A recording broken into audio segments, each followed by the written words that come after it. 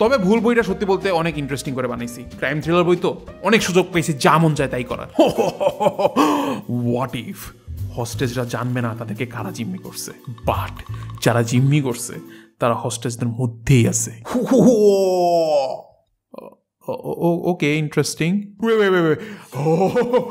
What if যারা জিম্মি করছে তারা নিজেদেরকে রিভিল না করেই জিম্মিদেরকে বলল আপনারা যা মন চায় তাই করেন, সমস্যা নাই।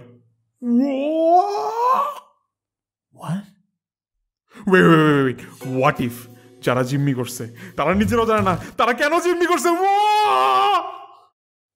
অন্তিক, এরকম ক্রিমিনালের কাছে মানুষ কেন জিম্মি হবে? আরে কি আরবো। তবে এই বইটা নিয়ে আমি সুপার প্রাউড। আই উইশ আমি বইয়ের কোনো পার্ট আপনাদেরকে আমি দেখাইতে পারতাম, বাট সব পার্টই কোনো না কোনো পার্টের স্পয়লার, সো স্যাড।